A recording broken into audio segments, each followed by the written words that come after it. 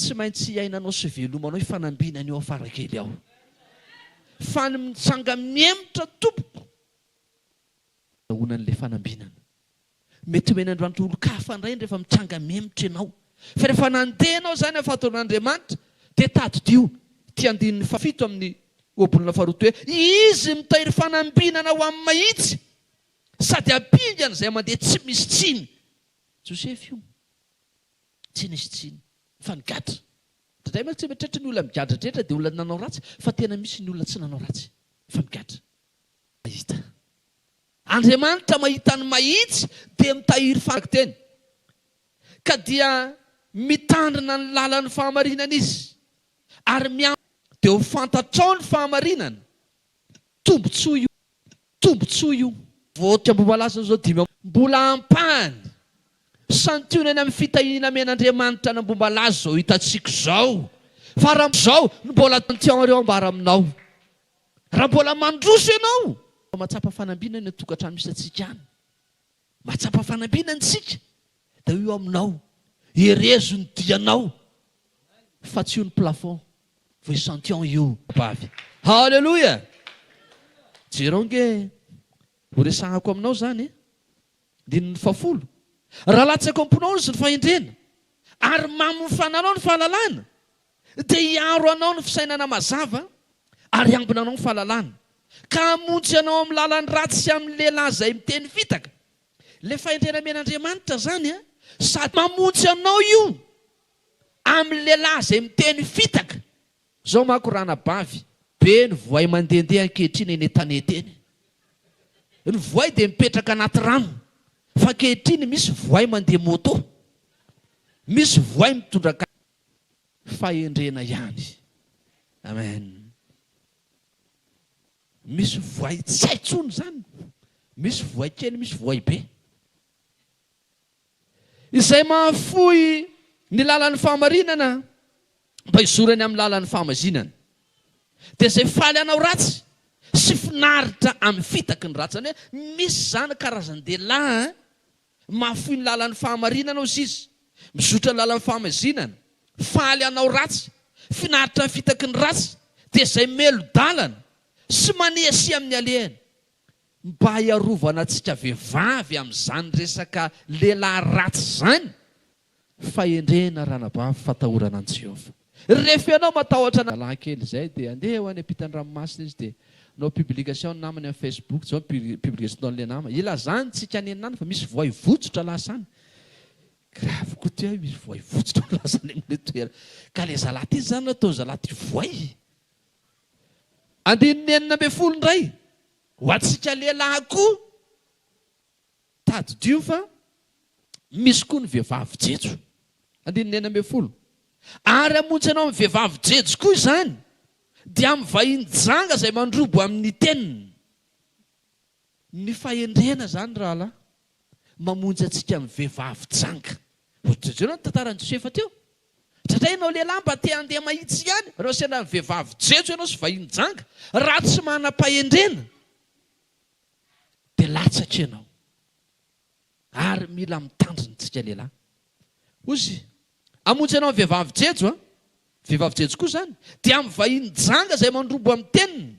Dokadokafa ilay vahiny janga ianao bogosy ianao ty ohatra mignon kely ianao ty sambatra mihitsy zao vadinao any ianao indray nykôtikôtin'ilay vehivavy eo dia gaga ianao ohatra bogosy marina ve zany mijerijery nefa ianao fantatra ohatra ny hafahafa ihany ny pozinao.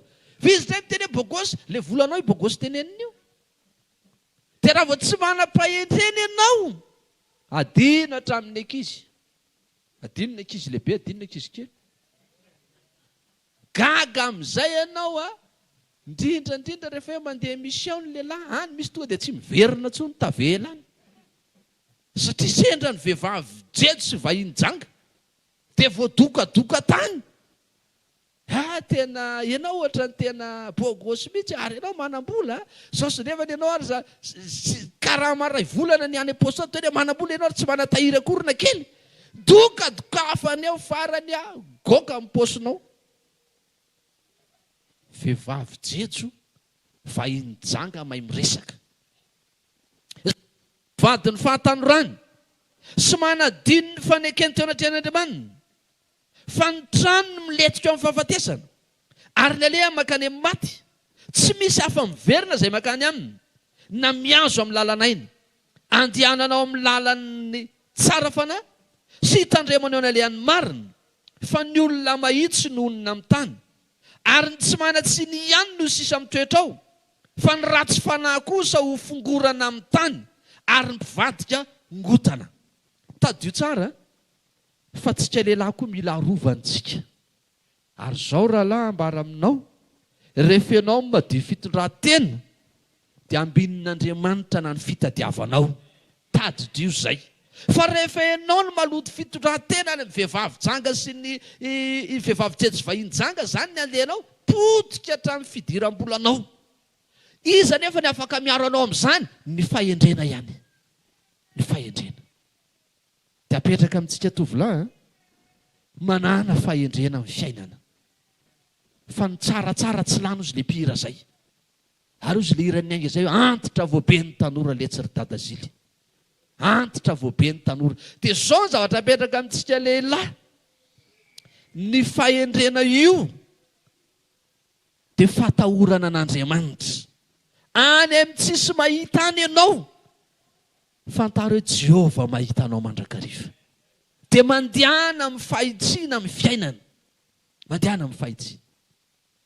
Resaka eto hoe tantara natsikaiko ity fa mety efa nisina eny no sasany. Tsy koa rehefa niresahako teto izy iny. Le tany Antalama efa niresahako teto. Sa mbola tsy henonareo iny tantara ray iny? Mbola tsy nahenonareo? Tany Antalama dia nisy ohatr'izao. Vao tonga tany zay efa lasa zany ny aman-dren'olona Jean-Marie, fa zareo moa nanokatra ny araka taminay tany dia lasa zareo. Dia naka ny madama le niteneniko iny nandeha sambo dia mesy talenta ao zay. Dia misy tovavy anankitelo ametrahan-tanana. Dia vita fa ametrahan-tanana dia nateriteriko mody fa misy arabe zay mahitsy be avy eo amin'ilay tranonay. Ao teritery zay pasteur nateriteriko. Dia le rovavy amin'izay eo aloha dia nemotra le anankiray. Izy le anankiray.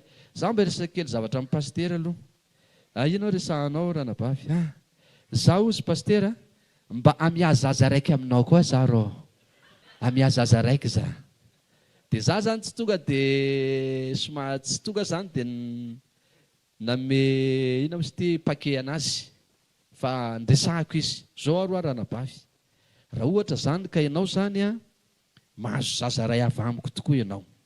Dia teraka ianao. Dia rehefa teraka ianao tonga dia copie-coller amiko le zaza. Ary tonga dia photocopie couleur le zaza amiko.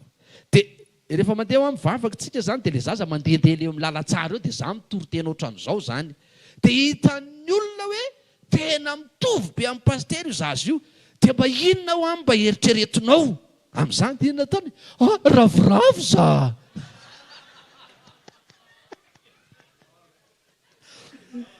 Gravy ty aza. Za zany mba mieritreritra raha ohatra manko zany olona hoe mba hafahafa zany zao nataony. Ka rehefa be voka ange dia efa tonga dia efa mba misitrika any ambanivohitra any zany e. Any amin'ny teraka dia tsy mipopotra intsony. Inona indray nataony? Ravoravo za. Ka ilay olona any moa tonga dia azy tonga dia mahitsy izay zavatra. Ka ny olona koa zany zao ny amin'ny faritra iny zany raha miteraka amin'ny olo-kafa, surtout olona manam-bola ny terahany. Vao mainka ataony propagande. Ty zanaky ihany ty. Zanaky ihany. Jereo fa mitovy be aminazy ty zanany ty. Dia mahatsiazy amin'izay. Zao ranabavo tsika rehefa manompo an'Andriamanitra mandeha amin'ny fahamarinana dia tsy manao an'izany. Ny antony dia ity. Raha vao manao an'izany ianao, satria izy narary na ny aretinao ary tsy halan'Andriamanitra aminao. Satria maditra ianao. Fa ny zavatra tedaviny Jehova eo amintsika matotsika manompo an'Andriamanitra raha atao batisa, sasana afaka amin'ny fahotana, ny andanana amin'ny fahamarinana. Fa tsika tsy mahazo manao an'izany. Tsy mety zany zany, tsy mety zany. Izy voapiny vaovao anio. Zanak'ondry mora. Azo fitapitahana. Raha te hamitaka ianao. Ary le rovavy tsy maheno izay resaka atao faharato. Fa zao ny ao an-tsaiko fotsiny zany tamin'izany. Raha manao an'izany ianao nge vitanao zany. fanokobay an'Andriamanitra mikapoka ny faraha tokoa rehefa avy eo tsy ho zakanao. Tsy ho zakanao zay. Dia Andriamanitra manome soa ny olombelona. Fa zao rahalahy. Lehilahy manko resahana efa ny vehivavy efa vita. Ho antsika lehilahy io tenenio. Andininy any ambony ary hamonjy ianao amin'ny vehivavy jejo koa izany. Dia amin'ny vahiny janga izay mandrobo amin'ny teniny. Ho antsika lehilahy. Rehefa ianao no te handeha amin'ny fahendrena. Dia ny vehivavy jejo ampanatony dia voly mihitsy io manantona anao. Fa anjaranao no mametraka hoe rehefa mandeha amin'Andriamanitra Dios Jehova aoka ho masina anareo satria masina Jehova Andriamanitra reo. Amen. Fa raha olona hafahafa dia simban'ilay Satana. Dia ho antsika lehilahy zany ny fahendrena aoka ho mpankatony teny anareo Jehova. Fa tsy bevitra. Fantatrao ny tenin'Andriamanitra tsy araka ny sitrapon'Andriamanitra dia apetraka. Nafinaritra moa ny asa natao tany. Fa nalaika izy ireo ary nandray lesona. Hay ve zany no mivavaka? Hay tsy mety zany, tsy mety zany ho. Mampirafy zany tsy azo atao. Ny fijangajangana zany fady zany, tsy fahendrena zany. Maro mako indraindray tsika lehilahy. Mieritreritra tsika. Fa azo atao zany. Fa mananatra anao Andriamanitra. Raha teo tsara ho an'ny fiainanao, teo ambinin'Andriamanitra ianao, jereo ilay tantara. Tena nisotomin'ilay vehivavy avy Andry amiko. Tsy mety izy. Tianao ve ambinina rahalahy ny asa-pivelomanao? Tianao ve androso ny fiainam-panahinao? Tianao ve voatahirin'Andriamanitra aminao ilay fanambinana? Mandehana amin'ny faheroborobony zavatra ataonao manomboka eo. Amen. Amaranako azy dia izao. Misy tombontsoa lehibe ny mandeha amin'ny fahendrena. Eo amin'ny obolana fahatelo no misy azy. 13 ka 20. Sambatra zany olona manam-pahendrena zany. Zao nambara ny fahasambaran'izay olona mahita fahendrena. Sambatra ny olona mahita fahendrena. Zao nambara. Sambatra izay olona mahita fahendrena, izay olona mahazo fahalalana. Fa ny fandratona azy dia tsara no fandratona volafotsy. Ary tombarotra aminy dia mihoatra noho ny volamena tsara. Sarobidy no voangy ary izay rehetra rinao tsy misy azo ampitahina aminy. Reto zavatra roa amin'ny 19 reto tompoko. Reto ny maty matesantsika eto ambonin'ny tany. Reto zavatra roa reto. Fa rehefa manam-pahendrena ianao tonga ho azo ireo. 19. Fa andro maro ny eo an-tanany ankavanana. Izy zany tsy te hanana andro maro. Mba tsangano ny tanana izay tsy te ho ela velona. Eo an-tanan'Andriamanitra zany. Andro maro sy taona ela iainana ny eo an-tanany ankavanana. Arena sy voninahitra ny eo an-tanany ankavia. Izy zany tsy mitady arena sy voninahitra. Inona ny antony ampianaranao ny zanakao? Inona ny antony esahanao, ambolenao? Nefa zany omen'Andriamanitra anao mamaim-pony zany raha lasaina bavy rehefa mandeha amin'ny fahendrena ianao meo voninahitra Jesosy. Halleluja. Zay tenenio. Fahasambarana izay olona mahita fahendrena tiano teneny dia zao hoe ny olona mahita fahendrena dia ela velona. Raha izay andro maro sy taona ela iainana ny eo tanany ankavanana. Ela velona ianao rehefa manam-pahendrena. Tantarako zavatra iray ianareo tany Fatra Sakarandra ny asa tany Toliara. Le lehilahy manambady. Le vehivavy manambady. Samy manambady ireo. Fampisipa. Amin'ny 4 ariva. Miala eo Sakara. Tondra tôbila le rangahy fa patron. Ho an'ny lakaka. Ohatrany hoe to-doty fianaran-tsozana. Satria ny lakaka misy hôtely. Dia andeha anao izay revireviny amin'ny hôtely any. Samy namoron-dainga ny ala tao an-trano. Nentina amin'ny trano 405 zay le tôbila. Vao niala kely ny Sakara amin'izay. Misy lalina mahitsy be manko amin'ilay tapin'ny olombelona. Vao niala kely ny Sakara. Tsy hay re zavatra nitranga. Fa rehefa Andriamanitra ny anafainga misy azo elana tsony. Tsy hay le rangahy ty na tsy nahita na variana tsaina ny fanorokorona tôbila. Ny tôbila mandeha mafy be. Nisy omby andian'omby mivoaka avy any amin'ilay lalana any manapaka. Tsy hitan'izy roa fandofotra tamin'ny omby potipotika le kady zany maty le rangaha maty voalohany le ramatoa tapaka ny tongony anankiroa niditra hopitaly tonga dia gagan'ny olona amin'izay hoe idadany anina sy mamany anina accidentena tôbily ray maty le rangaha le ramatoa tapatongotra tsy haitsy samy an-tany fa vina ataonareo roa ray tôbily tato andeha hoaizy nareo dia izy fomba fiteny amintsimy hoe vamba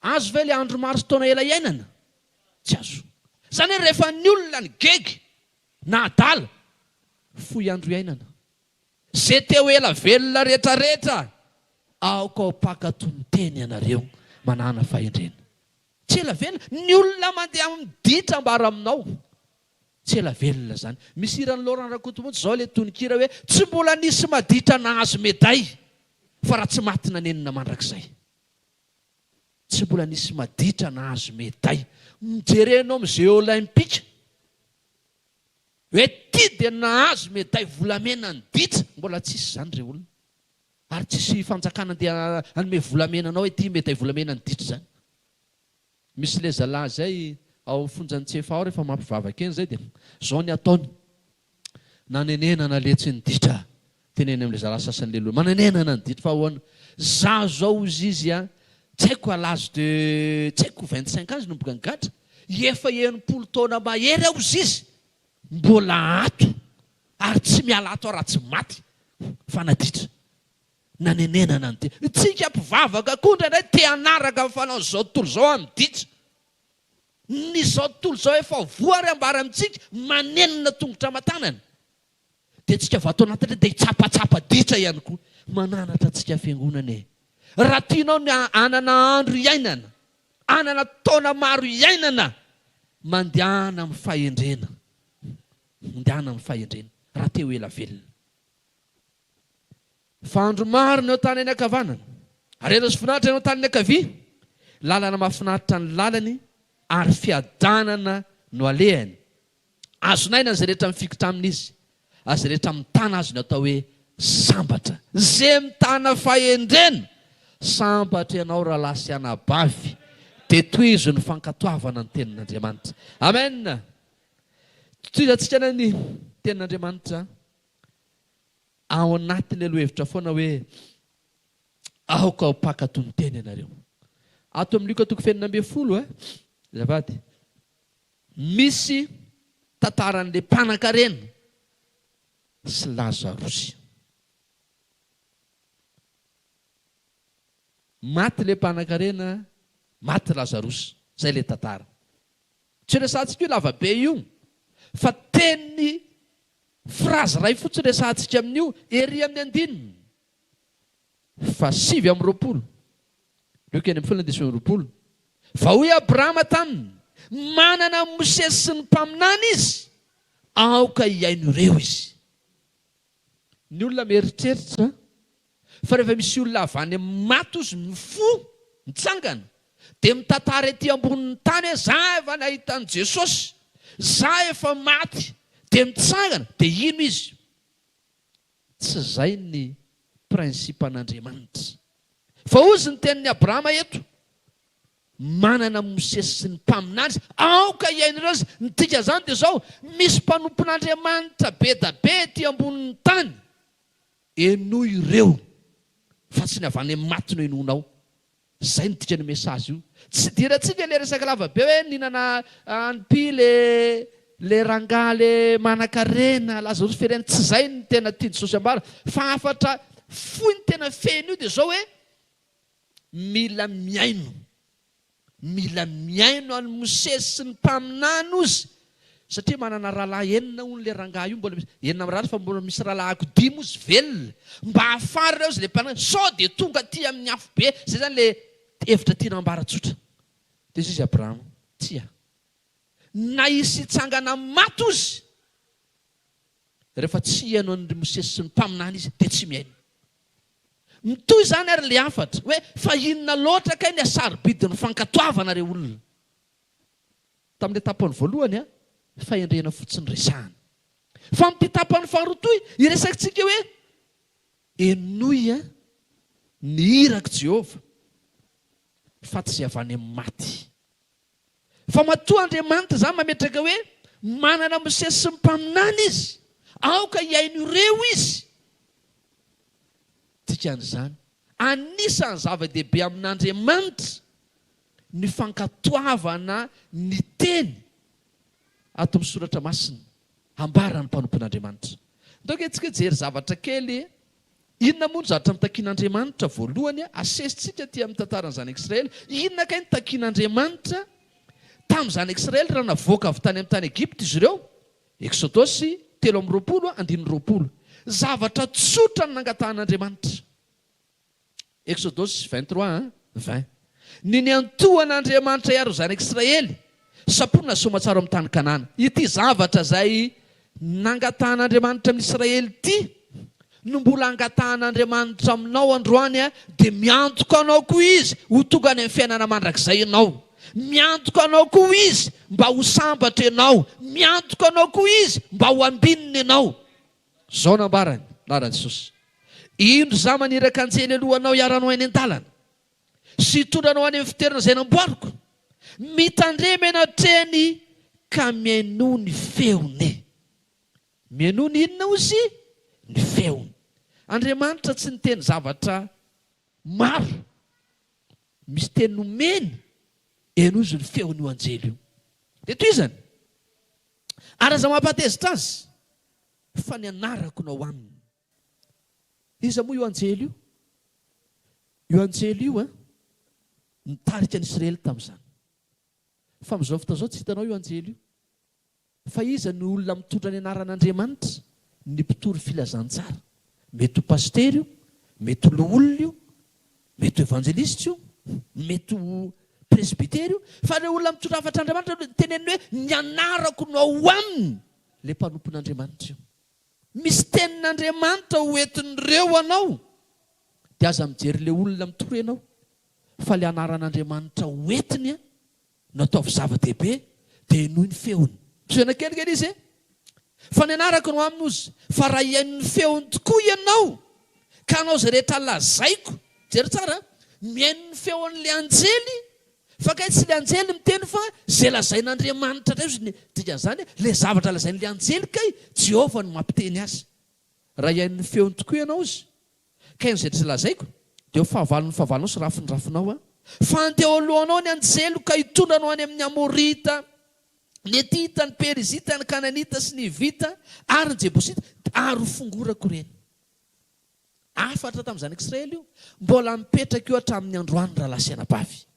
Rehefa ianao miaino an'Andriamanitra ny alalan'ny mpanompo izay mitondra ny afatra ho anao, dia fahavalonao Jehovah.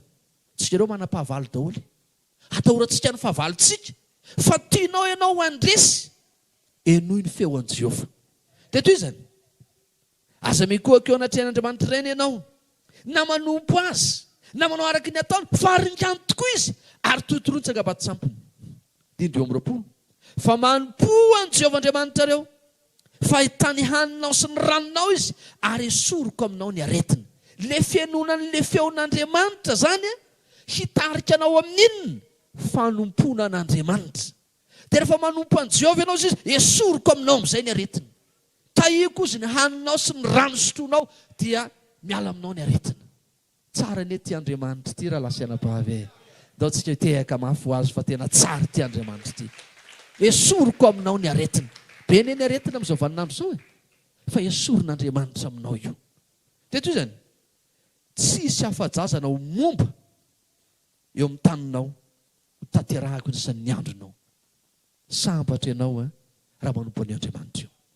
Io zany ny afatra enoy ny feoko. Dia jereo tsara, hijery olona tsika, roa fotsiny jerentsika, fa nataony kototoy fianona feo io na nahoana ny fiainany. Voalohany Samuela 2:7. Samuela 2:7 ajanony le amponga. Za mikitikitika nareo musicien, miala talo miaino zao dia maiza miaino. Fa tsy ato hoe miaino dia mbola mikitikitika ihany ato. Samuela voalohany toko 7:10 jereo tsara ny zavatra misy ny afatra zany hoe enoy ny feoko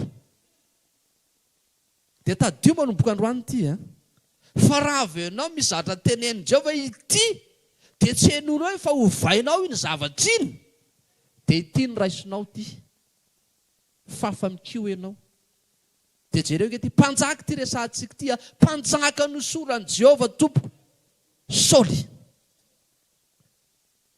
fa tsy niaino izy jereo tsara le vaky teny manomboka 10 amin'n'anaran'i Jesosy ary rehefa vita nanateran'ny fanatitra dorana indro tamin'ny Samuela ary nivoaka hitsena azy Saoly mba hiarahaba azy dia io Samuela inona no nataonao ary io Saoly raha hitako fa nielina andao any olona sady tsy tonga tamin'ny fotoana ara zany Samuela mpaminany ary tafangana tany Mikmasy ny Filistina dia hoy za hidina amin'izao ny Filistina amely aty Gilgal nefa tsy mbola nanao fifonana tamin'i Jehova dia sa ihany fatany fa tsy tokony atao sa ihany ozy izy ka nanatitra ny fanatitra dorana ary Samuela tamin'ny Saoly nanao adaly ianao tsy nitandrina ny didin'i Jehova Andriamanitra izay nandidiny anao ianao fa raha tsy izany ankehitriny Jehova ao nampitoetra ny fanjakanao amin'ny Israely mandrakizay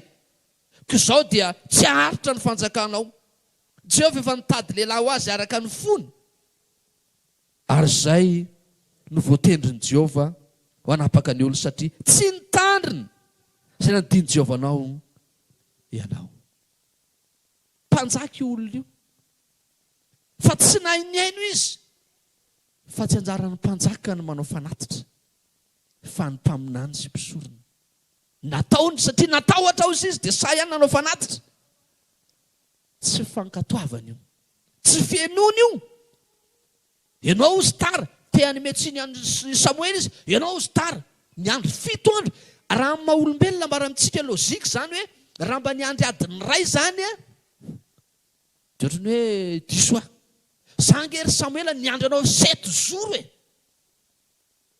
teo izy Samuela nanao adaly ianao na niandry 2 volana zany ianao tsy tokony nanao fanatitra ianao zavatra kely ohatra zany la atao singam-bolo mandavony vositra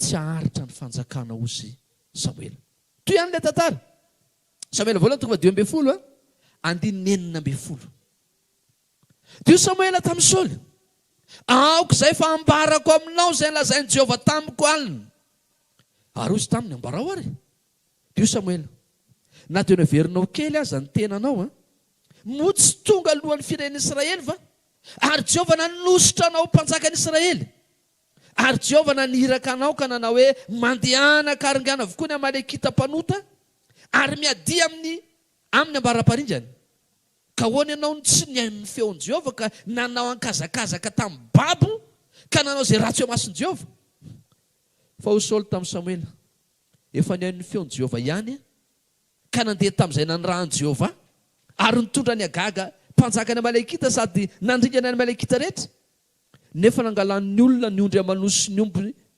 babo dia izay soa tamin'ny zavatra haringana mba vonoina atao fanatitra ho an'i Jehova Andriamanitra ao Gilgal mitsy fetsifetsy efa niain'ny feon'i Jehova ozy izy fa noentana fotsiny agaga dia izay tsara ny tenen'ny olona na ilany amin'ny olona nefa izy no manam-pahefana ambony teo tokony izy zany manao hoe ny baiko avy tamin'i Jehova ary ingany na Amalekita mpanota na olona na biby fiompy na lantitra na zaza minono na lana vavy zay ny baiko azo naringany any izay ratsiratsy fa tsy naringany le tsara ahoana ozy Samuela 9 fa hoy Samuela sitrako Jehova moa ny fanatitra dorana sy fanatitra hafa latsatra noho ny miain'ny feo an'i Jehova jereo tsara zavatra tsy nisy Samuela le miain'ny feo an'i Jehova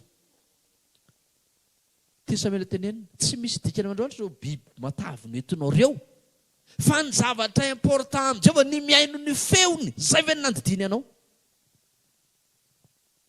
eny manaraka ny tsara ozy izy noho ny fanatitra ary miaino ny tsara no saboran'olona fa ny miodina dia toy ny eloko amin'ny fankatoavana ary ny ditra dia toy ny manompo sampy terafima satria nandany tenin'ny Jehovah ianao dia no laviny tsy ho mpanjaka kosa. Io no narava ny fanjakany Saoly tsy ny aino. Ary mbola zava-doza ambara aminao, zava-onana sy ny biby fiompy. Ary Jehovah niteny tamin'ny Mosesy sy Arona hoe satria tsy nino ahy ianareo amasina maso zanaka Israely dia tsy hitondro izao fiangonana izao ho any amin'ny tany izay nomeko azy ianareo. Zao nge ny sarita anatin'izany raha lasaina bavy. Raha ianao mandalo fitsarana ety ambonin'ny tany, mbola misy hoe miditra AMD alohany mba ny atsinanana dia miandry didim-pitsarana fa ty eo no eo. Eo no eo. Mosesy zany ne tena olona tian'Andriamanitra dia ampitao 4% fitiavan'Andriamanitra anao par rapport amin'ny Mosesy. Fa Mosesy ary teny Jehovah voana ny baiko ny Jehovah dia zao hoe teneno ny vatolampy amoaka rano fa tsy miaino. Tezitra loatra izy. Dina nataony nalainy le tehana. Fa tezitra loatra zany. N'Andriamanitra teny tokony teny Mosesy zany dia ohatr'izao. Ry vatolampy mamoa rano, zay fotsiny tokony teneny satria zay le afatra. Netony fony izy. Zao raha atao. Moa amin'ity vatolampy ty moana rano arao ny piodina papa indro. Zay fotsiny izy Jehovah. Tsy miditra. Tsisy ray minitra, tsy miditra ianareo ry laozy. Maty Arona tapiren'io, maty Mosesy. Tsy soa nitondra azy. Androany ny fiangonana. Hoy le teny, aoka ao mpakatoy ny teny ianareo. Io Andriamanitra io ambara amintsika fitiavana. Fa zao koa rehefa mba manafatra izy hoe enoy ny feo kozy dia mba mahaiza miaino manomboka androany ary mpiaino mpankatoy. Hofitiniko ny tenin'Andriamanitra Jakoba toko voalohany 2:20 ihany. Vaoka ho mpankatoy ny teny ianareo fa aza mpiaino fotsiny ihany.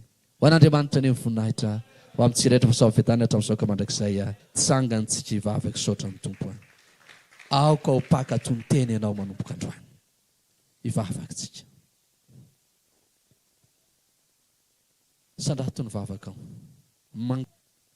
Mba aizanao mankatoy. Zay ny important amin'Andriamanitra.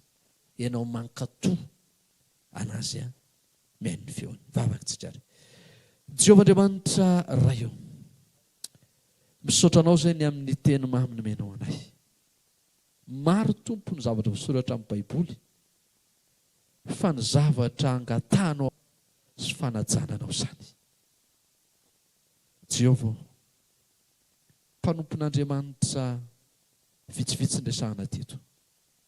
Nisy ny nankatoa nahita ny vokatsoa. Misy koa mpanompon'Andriamanitra lehibe ato amin'ny Baiboly. Fa ka ny nandavo azy mihoatra amin'ireo mpanompon'Andriamanitra lehibe ireo dia tsinitsininy zahay. Fanahy ny tena mba ho mpiaino mpankatoy izay fa tsy mpiaino fotsiny ihany. Ny anaranao Jesosy Kristy. Le teny tonga nofo no azany vavaka izany. Halleluia. Amen. Lasatsika hipetraka amin'ny anaran'i Jesosy.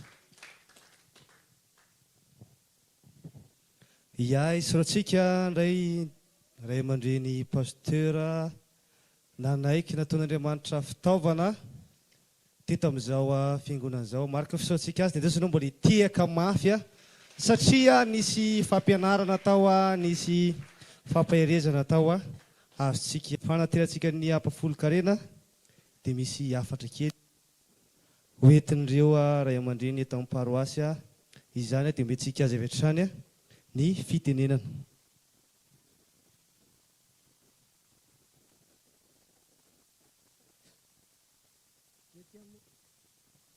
Eniary, misaotra indray aman-dreny pasteur Didier Ramanatsony amin'izay afatra mafonja dia mafonja zay. Voninahitra ho an'Andriamanitra fa ianao kosa ray aman-dreny mitombo fahefana, mitombo fanomezam-pahasoa Andriamanitra mbanao mandrakariva. Izay no ela fa araky ny fifanarahana fifampifezana eto amin'ny famima mbola ao anatin'ny tsara tsika so volana marsa dia fiarabana tratry ny taona tonga ny afatra avy any amin'ny distrika fa androany distrikanao Varadrano manontolo dia anao fiarabana ireo Brown distrika miasa ao amin'ny distrikana Varadrano androany. Fiangonana rehetra zany eto amin'ny distrikana Varadrano dia anatanterak'izay fiarabana zay. Izy ireo moa dia vitsivitsy ihany fa fiangonana maneran'ny distrika maro be dia izay indrindra no antony tsy hatongava manatrika antsika eto fa rehefa vita zay fiarabana fanatitra fiarabana zay dia atolotra antsika ny filoham-piangonana dia ny filoham-piangonana no mitondra azy any amin'ny distrika Rampitso fa eo anandro zareo Rampitso dia ny filoham-piangonana mitondra zay fiarabana zay. Noho izany mahasina arina fanatitra tordiakona azafady hanaovana izay fanatitra fiarabana izay. Dia manentana antsika fiangonana ihany koa fa ray aman-drenitsika ireo distrika ireo. Ray aman-dreny tokoa ary izy matoy izao ny paroasy tsirairay avy. Paroasy tsirairay avy no andraikitra izy ireo dia matoa mandroso ny paroasy izy ireo no mikelaina fatratra ho amin'izany fampandrosoana ny paroasy izany. Ka dia manentana antsika omena fotoana daholo ny birao ny sampana ny birao ny fiangonana mba fanantokantona kely ihany dia manomana izay amin'ny anaran'ny fiangonana fa isika koa vahoaka an'Andriamanitra dia samy ana ety anoloana ety. Miomana raha misy chorale voninao hiatrika anao ny hira tarika fanatitra fa manokana mihitsy io fa tsy hoe tambatra ohatr'izao manokana mahasorina mihitsy aloha ilay fanatitra hafa fa faharon'ny mpanatitra ray ihany no ataontsika eo.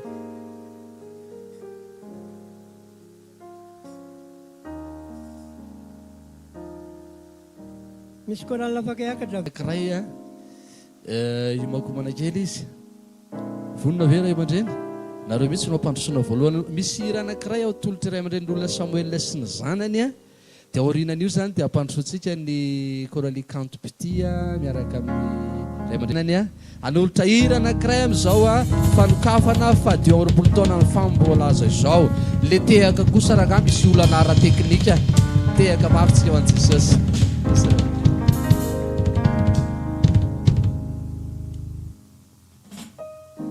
Amin'ny fankalazana fa dimy amby roapolo taona zao dia faharoa zanako faharoa Ezra ataony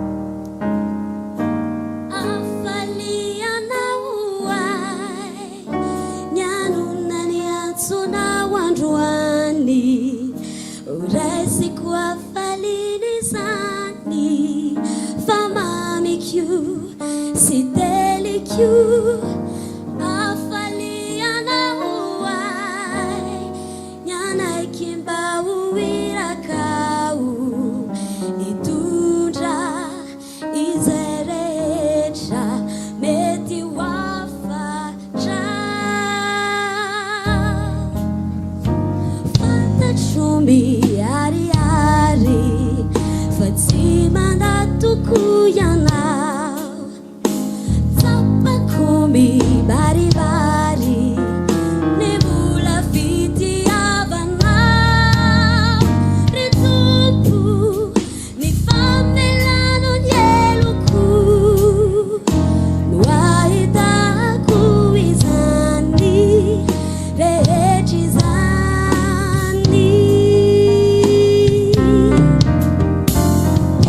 falinao aiko ny mahafantatreto anio fa ianano lay nomboina sy matino tena hafalinao ay ny toetra ho mandraky izay ianolotra zay arehetra tokony hoanao tsapako ny ariary fa tsy mandatoko ianao tsapako ny baribary ny mbola fitiavanao ny tompo ny famelanao ny eloko mba hitako izany rehetra izany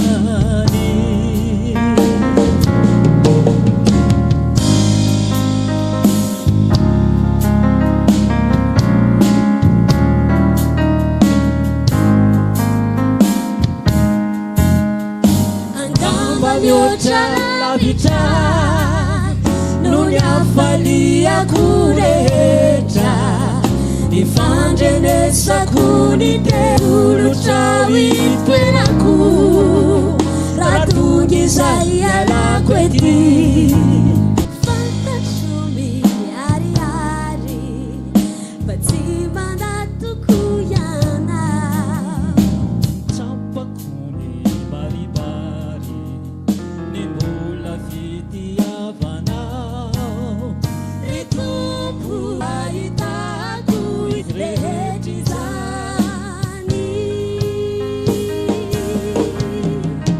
tsy mandatoko ianao tsapako ny baribary ny mbola fitiavanao ny tompo ny famelana keloko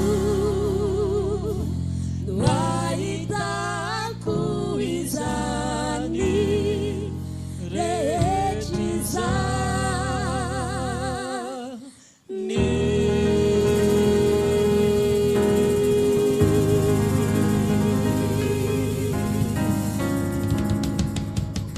Satra magasitraka ray aman-dreny efa ela naniry anazy hoe mba amira ianao a androany a dia naveriny zay feo manga zay nataona izy mianaka ary natonanay vady magasitraka ray aman-dreny tay tompondrindry aiza koa izy raha sotranareo mianaka amizay raha mahafinaritra be zay bisokely aloha tay tompo tehaka mafy be tsika ho an'izy mianaka amizay raha mahafinaritra zay a sady natolotra ho anay mivady iny natolotra koa ny famambo-malaza fa dio am'roapolo taona magasitraka ray aman-dreny olona ya aiza moa ny mpanetana soloko tena kely aiza le mpanetana soloko tena kely mpanetana aiza tonton pasy ny ekipa zany mampiso am'izay nareo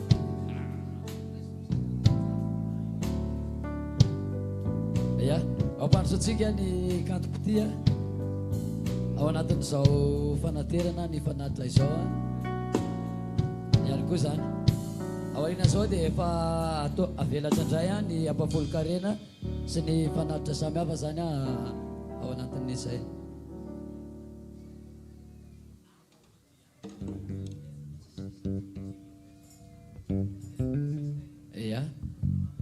ya toromarika zany a raha misy zany a ampafolo-karena lasa ao anatin'ny fanomezana io a dia afindratsika ao anatin'ny arina ny dima izany ya asorona amizay zany ny tiagona azafady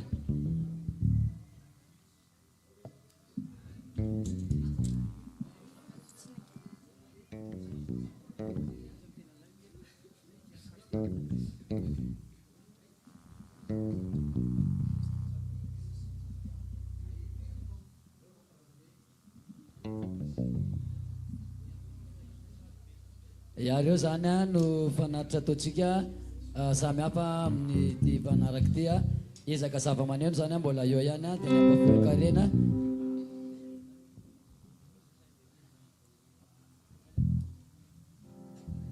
dia ny radio izany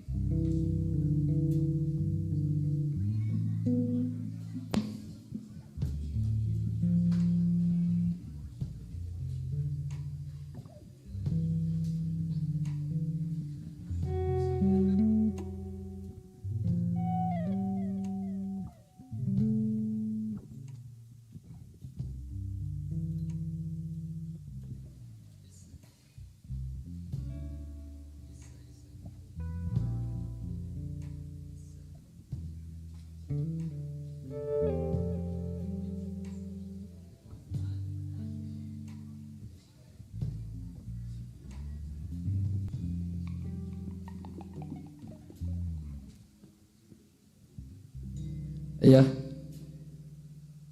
isaorantsika ny kanto-pity tao anatin'izay raha izay a andekositsika iroso ao anatin'ny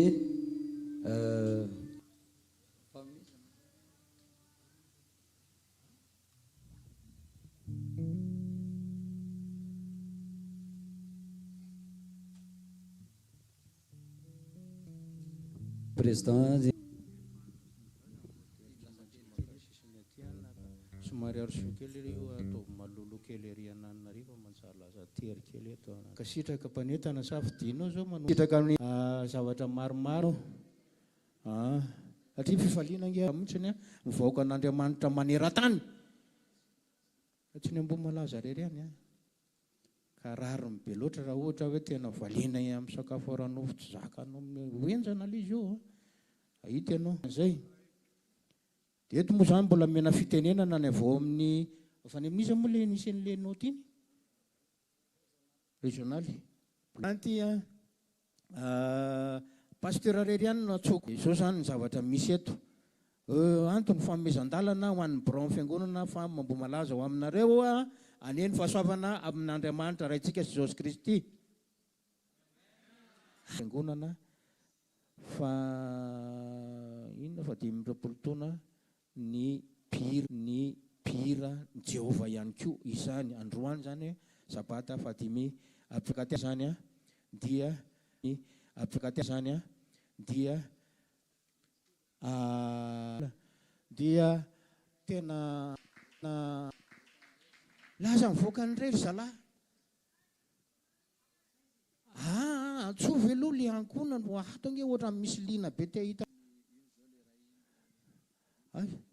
avenkana aloha aty Samuel ambi aty angena karazana makanaiza aty ianao pasteur va mibro moa no arabaina arapitsy fa say zay lay mandeha paroasy fa miaraka eny ary aiza daholo moa izy to ny sasany zany le zanakay sasany le ekipan-drodorotom-panafahany reny dia lasany ankizy eo aminay aty dia sabana izy vao tonga teto malaza androany miatso zay dia zay zany reto vitsikely reto aloha androany fa efa miaraka amin'reto ray aman-dreny be reto moa dia ndray pasteur tsy haina miangatra rangano nalefanao any anjeva any efa eto ange be deaibe le vavy rehetrarehetra lasany daoly lano zanako pasteur zany ange maliny pasteur vavy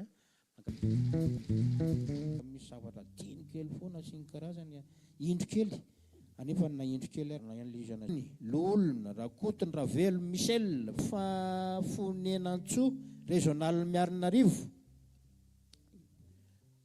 izy zany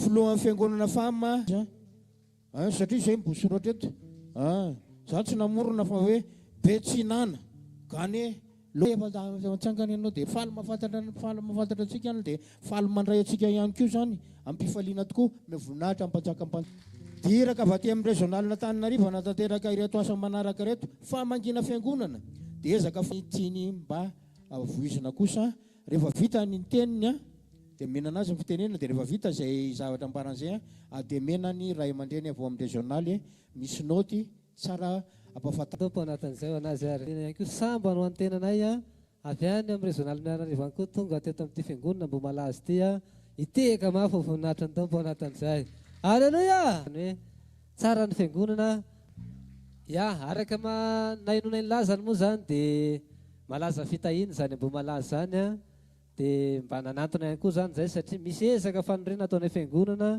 any mifamafrinantsoa any mba mivohitra kely izy io fa efa mba manao araka zay mamety ihany koa zany mandeha ny voninahitry ny tompo any toerana mitambondray avy eo dia iroso ny fitokoany na rasirapon'Andriamanitra tsara vavy aty andrenivohitra aty zany zay ny amin'izay satria tao trano tsy efa nirery fa tonga ny eny fa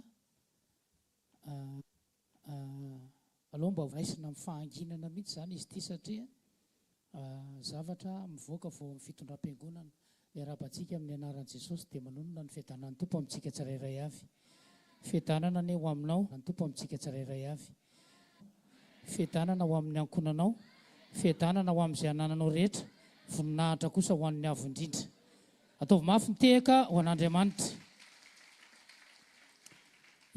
misy rafitra izay fampifehezana ataon'ivon'ny régional Antananarivo dia fanaparitaka isam-piangonana moa zany izy ity dia isaoran'Andriamanitra ao anatin'ity fandaminany ity fa ho alefa ho amin'ny fiangonana manerana ny fanatsarana sy fahamasinana mba ho fampiarana ny fitsipika valo ny fampitsarana profon'ny vondrombavaka fa tsy mahatanteraka ny andraikiny nomena azy zay le akely zay be tsy manana fotoana anaovana ny asa mahalolona azy voaray mptaona anaovana ny asa mahalolona azy na mahadiakona azy na mampiandraikitra raha azy zany se tsy mahavonjy ny fivoriana na fiofanana ary ny resaka n'le toroteny mampitay ny ray aman-dreny rinina sy ny fotompinoana ny dogma ary fitsipaja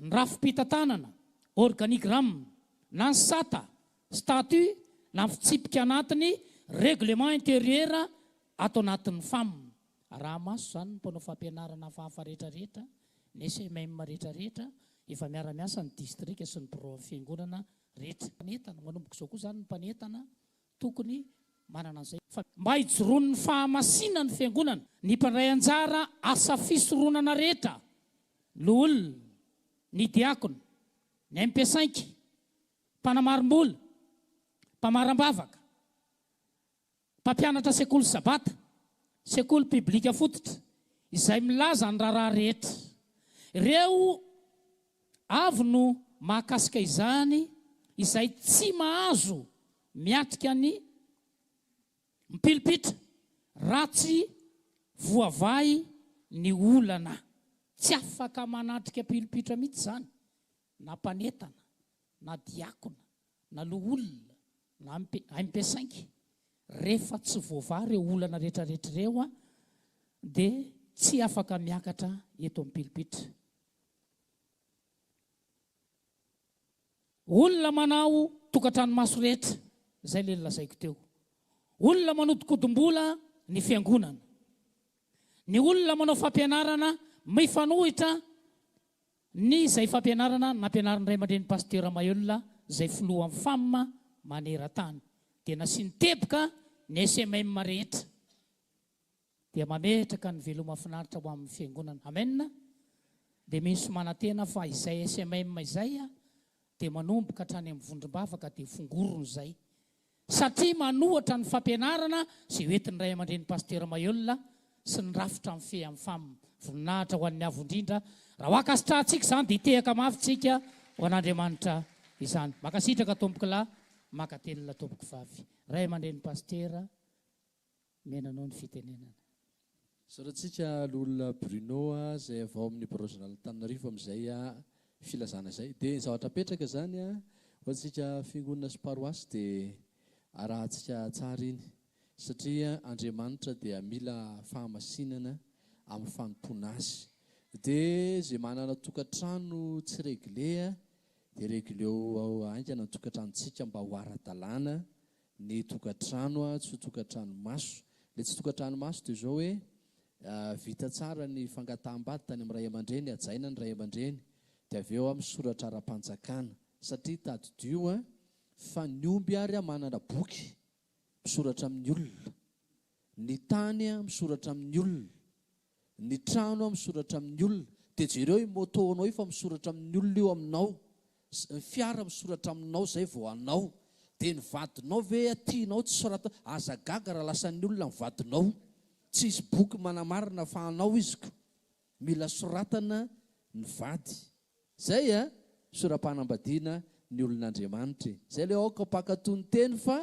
tsy mpiainy fotsiny ihany dia izay zavatra zay zany natoa napetraka provisional zay dia efa avy amin'Andriamanitra zay fa fitaovana ihany zareo dia araitsika ampitiavana dia tsy liko kely ny amin'ny formation mandeha ny formation l'olona sy diakona dia manentana atsika re azoto azoto aza manao hoe efa l'olona efa ancien zay efa navita mandafiry dia tsy ho avy fa tadio ampiasa panjakana ary efa manam-pahaizana reny docteur reny ingénieur mbola misy latsony hoe renforcement des capacités amafisina ny fahaiza-manao didikan'izay zany ilaino recyclage dia misy fiche de présence izy io izy moa formateur eto Mboamalaza ray aman-dreny président paroasy dia l'olona manda dia ray aman-dreny l'olona Samuel dia ny angatahana amintsika ray aman-dreny l'olona tena apetrao le fanajana tonga ny formateur tsika tsy tonga dia tsy mety zay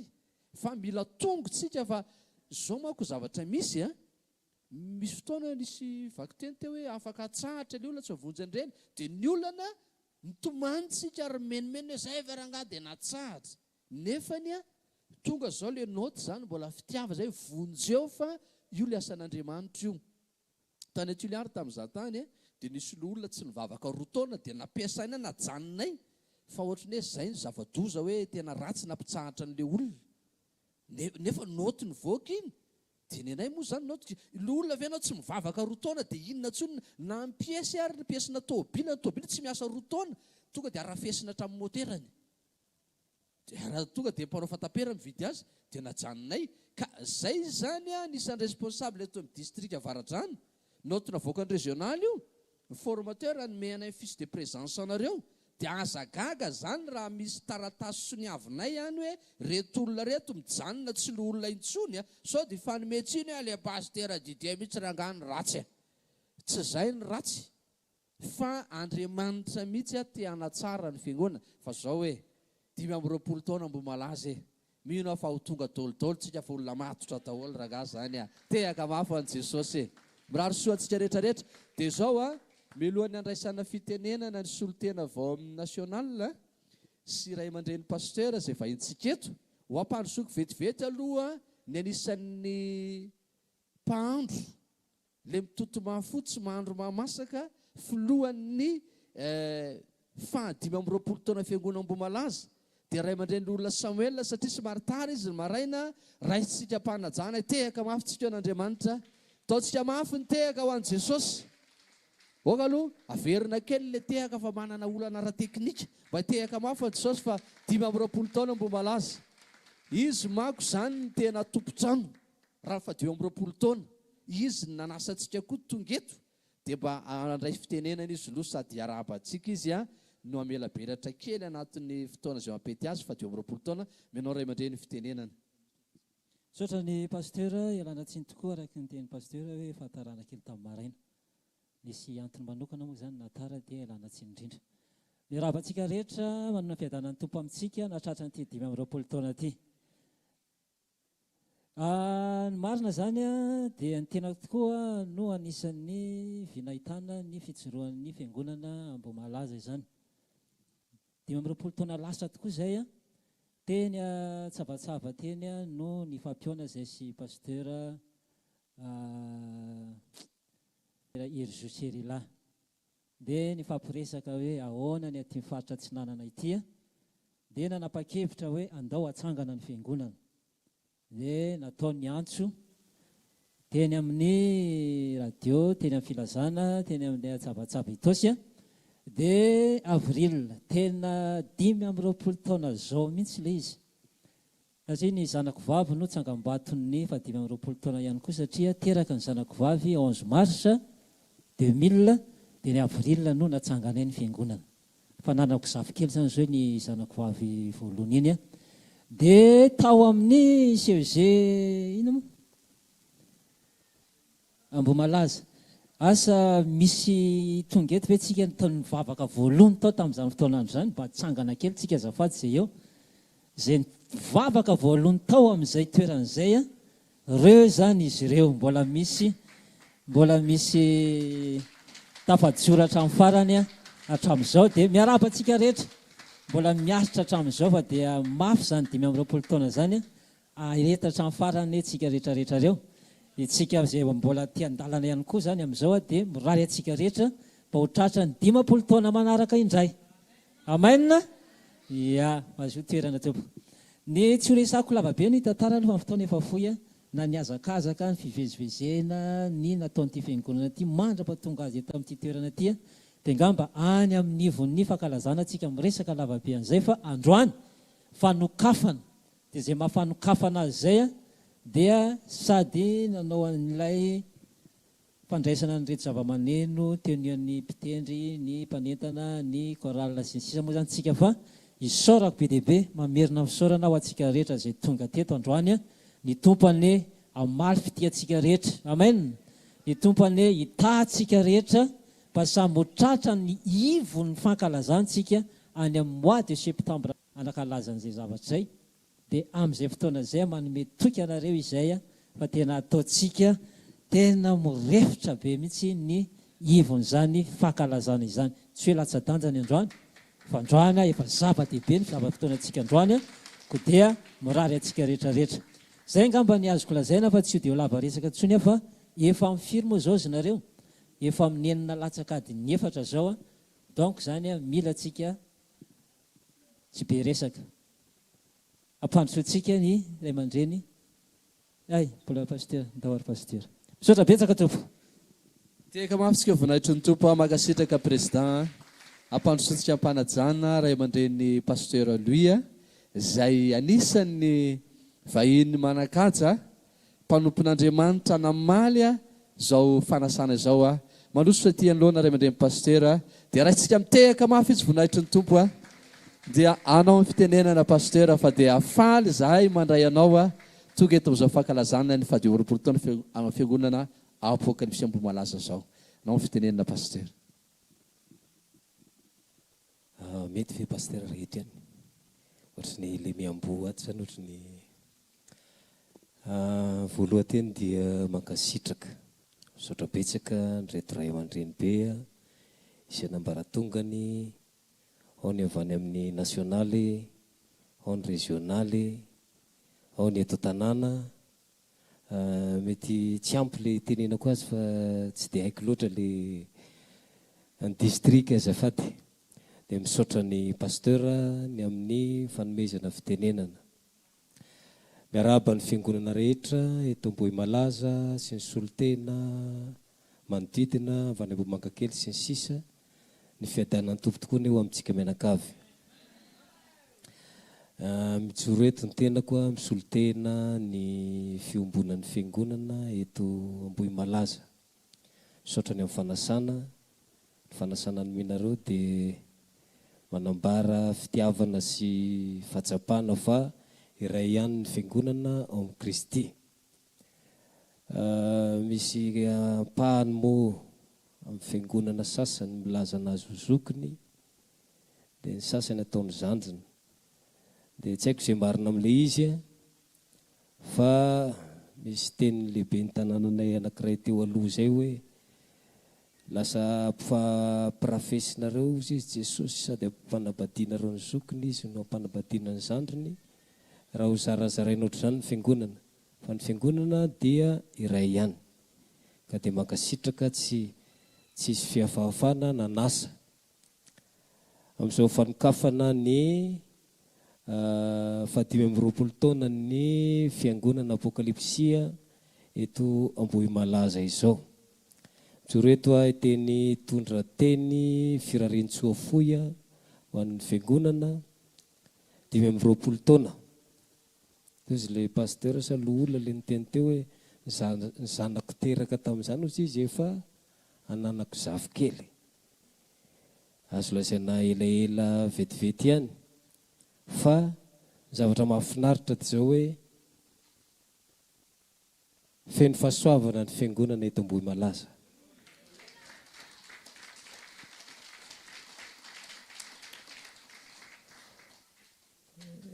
Misy teny dadanay zay ozy izy tamin'izay mbola kely ozy izy nisy fotoana nisy namanay zay nahita Desevaux nandeha mafy be dia ozy izy le namany zany hoe mbola kely ohatran'iny ve ozy ny Desevaux nefa mandeha mafy be ohatran'iny vao maiky iny le bebe eo a. Tena enjana be mihitsy. Ka 2020 taona izy efa ohatry zao sahady ka nahoana izy rehefa mitombo herintaona manaraka indray na 2020 taona manaraka tena ho lehibe neny fiangonana ho amin'ny fahasoavan'Andriamanitra. Amarana koa azy satria fa niteny loholona teo hoe tsy mila be resaka tsika. Misaotra pasteur ny amin'ny tenin'Andriamanitra mankasitraka indrindra ary dia ho tanteraka tsy ho an'ny CFC tsy ho an'ny ina moa ty ny apokalipsy eto Ambohimalaza ihany fa ho an'ny fiangonana rehetra eto Madagasikara ny fanamby lehibe zay hoe hiditra amin'ny fitsaharana. Misy zavatra tsaroko teto mipetraka eo rehefa nitoriteny pasteur ny resaka ny Joseph izy dia tany amin'ny farany tany Joseph niteraka anankiroa. Rehefa niteraka roa izy dia misy zokony sy zandriny moa ny zanany. Rehefa nentina nitsofina rano teo anatrehany dadany teo anatrehany Jakoba le zokony sy zandriny, raha ny kolontsaina sy ny fandaminana tamin'izany dia ametraha-tanana ny zaza rehefa tsofina rano. Ny tanana kavanana mipetraka eo amin'ny zokiny, dia ny tanana kavia mipetraka eo amin'ny zandriny. Dia ny zavatra nahagaga tamin'izany, olona ara-panahy tsara ilay Jakoba, fa rafa-madiny ilay tanany. Nataon'i Josefa teo amin'ny ankavanany i Manase izy zoky, fa Efraima nataony teo ankavia. Dia ny masony anefa efa tsy mahita, fa nahagaga hitany foana iry ilay zandry sy zoky, dia navadin'ilay tanany. Dia ozy izy Josefa tsy mety io dada fa ity le zoky dia ity le zandriny. Hitako ihany ozy izy fa aloha ataoko an'izao.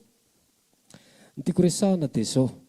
Rehefa nitsodrano Jakoba dia nanonona tsodrano mahafinaritra izy ny zandriny ozy izy ho lehibe noho ny zokiny, ary ny zokiny hanompo ny zandriny. Engany tia fiangonana Apokalipsy. Na dia verina fa somary zandrin-jandriny ozy izy ny sasany, fa hihoatra ny zokiny ene izy. Andeha lavitra mihoatra n'ireo izay milaza azy ho zokiny. Ary za mahita fa anisan'ny fiangonana ho lehibe indrindreto afaka kelikely. Ka dia fiadanana aneo atsika, fiadanana ho an'ny fiangonana Apokalipsy eto Ambohimalaza sy ho an'ny Apokalipsy rehetra eran'ny Madagasikara. Mankasitraka tompoko. Mankasitraka pasteur amin'izay tsodrano izay fa dia ho tanteraka amin'ny fiangonana Apokalipsy rehetra izay dia ho tonga lehibe koa ane pasteur amin'ny fiangonana izay endraketanao, fa dia mankasitraka amin'ny tsodrano tehaka mafibetsika vinaitry ny tompo aty fankasitrantsika ny ray aman-dreny pasteur Louis. Eto ihany koa misy fiteny vodena tsy mainga aloha, manana ny solotenan'ny foibe nasionaly tsika, dia ny ray aman-dreny Rasolofimanana Jean-Marie ampandrosoana mpitiavana ianao ray aman-dreny amasolotena ny foibe nasionaly anao miatrika izao fanokafana fa 20 taona izao.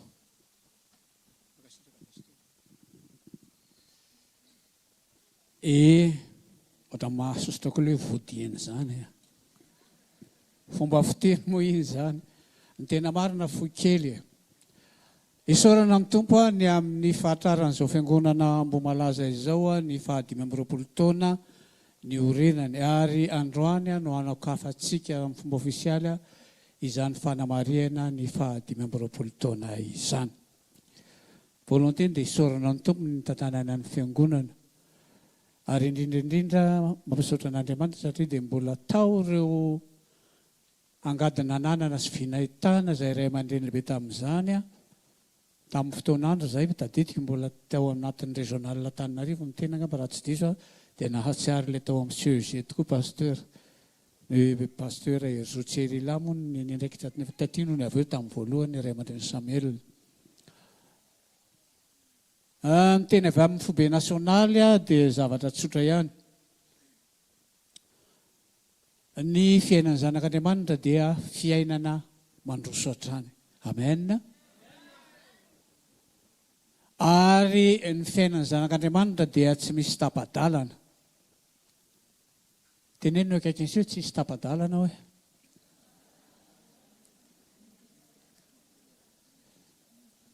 Tadio tsara fa ny tenen'ny ray aman-dreny pasteur Didier teo. Hafa moa ny hevitra mitondrany azy ny amin'ny sesy elo amin'ny nomery iny, fa za rehefa mitory dia tsy manadino an'iny. Fa rehefa mijanona ny olona, n'inona antony na inona ny antony, dia araka ilay fiteny malaza hoe azo raisina daholo, fa tsy mitombona. Rehefa tonga ny fitsaran'Andriamanitra dia tsisy mitombona. N'inona antony nampijanonanao teny atasadalana dia tsy mitombona. Fijanonana tapa-dalana tompoky na ny stationnement spirituel dia mitondra mampiditra ny fanahin'ny fahafatesana. Miarabanareo fiangonana Ambohimalaza voatra nangidy sirakely izy nahatratra izao 20 taona izao. Matoky izahay ao amin'ny foibe nasionaly fa izany fiangonana Ambohimalaza izany dia hitondra ny anarany tokoa fa tena halaza izy. Amen. Ary tsy hijanona tsasadalana fa mbola ho tratrany 20 taona mitsingerina indray. Ary raha mbola tsy tonga ny andron'ny tompo dia mbola hihoatra n'izany ary izao fiangonana izao. Tsy hitombo amin'ny isa fotsiny fa hitombo amin'ny fahatsarana ihany koa. Amen. Amen. dia mirary soa anareo rehetrarehetra tao Ambohimalaza ny tenanay mba samy vahoaka an'Andriamanitra araka ny teny ray aman-dreny pasteur teo ho vahoaka an'Andriamanitra mpakatony teny ary indrindraindrindra ho vahoaka an'Andriamanitra tsy ho azozongozonina amin'izany mitoetra mifahendren'Andriamanitra sy ny sitrapon'Andriamanitra izany satria ny teny voasoratra dia ny hoe izay mahatratra ny farany no ho vonjena. Tsodranomena anareo dia tsotra. Fandriamanitra tsy mba tsy maro nanadino ny asanareo sy ny fitiavana izay nasehonareo voninahitry ny anarany raha nanompo ny olona masina ianareo sady mbola manompo ihany. Mba hereza raha lasianabavy ny azakazaka tsy mbola tapitra ny fitoriana dia mbola tsy tapitra araka ilay nitendren'ny ray aman-dreny be tanàna sady mpanompon'Andriamanitra teo mahafinaritra ary tena samy mpanompon'Andriamanitra daholo miaona androany dia mampahery anareo zay ary indrindraindrindra mivavaka ao anareo mba ho samy ho tafita handray ilay satry-boninahitra fiainana izay nampantanain'ny tompo omena azy. Amen. Makasitraka ray aman-dreny tompony tandro manokana ray aman-dreny olona. Lasantsika hitsangana avy hatrany hivavaka satria efa amiro zao efa mitaraina amin'ny faritra afovoany dia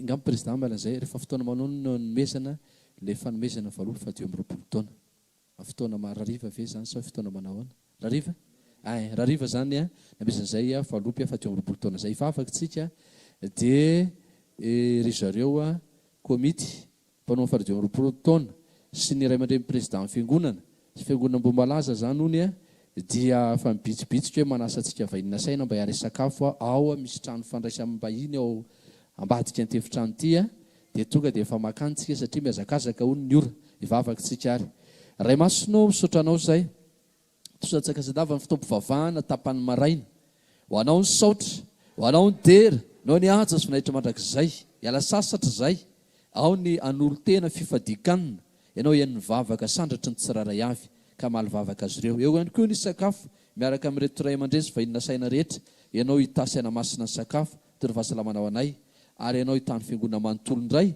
dia ho taferendray tapany arivo zay ano fandaram-potoana ho vinaitry-naranao dia hatreo mandrakariva tompo na ny sakafo na ny tapany ariva andraisana fifaliana amin'izao fanokafana fa 2 taona ny fiangonana Ambohimalaza izao ny anaranao Kristy novan'izany vavaka izany. Halleluia. Amen. Tsika tehaka mafy an Jesosy taontsika mafy ny tehaka ho an'ny tompo. Halleluia. Zaho ary meko amin'ny président ny fitenenana sady ampandrosoantsika ry ihany izy.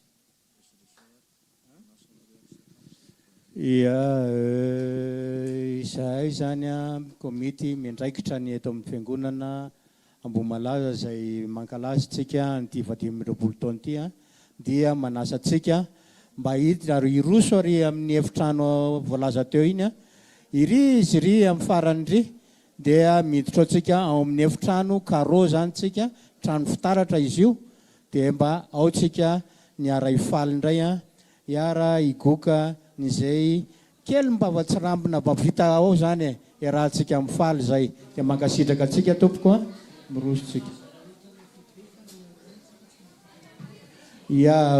araky ny ray aman-dreny pasteur